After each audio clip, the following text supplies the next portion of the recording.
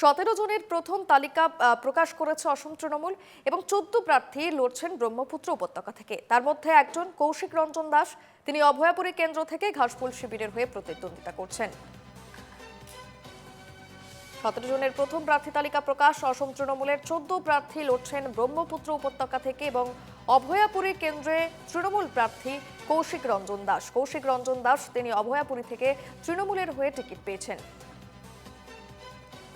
প্রতিনিধি টিঙ্কু চন্দ্র দাস আমার সঙ্গে রয়েছেন ফোন লাইনে। টিঙ্কু, এই প্রথম প্রার্থী তালিকা প্রকাশ করলো অসম তৃণমূল এবং যেখানে অভয়াপুরী কেন্দ্র অত্যন্ত গুরুত্বপূর্ণ একটি কেন্দ্র, সেখানে তৃণমূল প্রার্থী করা হয়েছে কৌশিক রঞ্জন দাসকে। ঠিক কতটা ভরসা করছে দল, কি হতে পারে? হ্যাঁ প্রিয়ঙ্কা, বিধানসভা নির্বাচনে আর মাত্র কয়েকটা দিন বাকি আছে।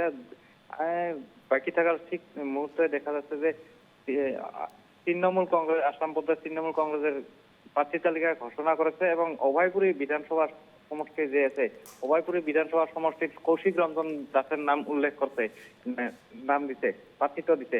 এবং কৌশিক রঞ্জন দাস হয়েছে এই অঞ্চলের যুবক এবং যুব নেতা।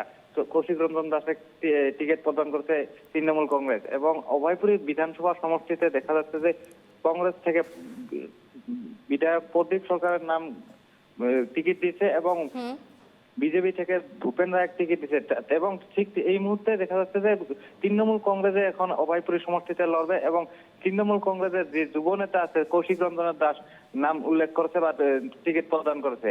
এবং পরবর্তী সময় দেখা যাচ্ছে যে অভয়পুরী সমষ্টি কংগ্রেস এবং বিজেপির প্রার্থী থাকার পর কৌশিক রঞ্জন দাসে কিরকম ভূমিকা গ্রহণ করে এই লক্ষণীয় হবে। একেবারেই ধন্যবাদ টিঙ্কু।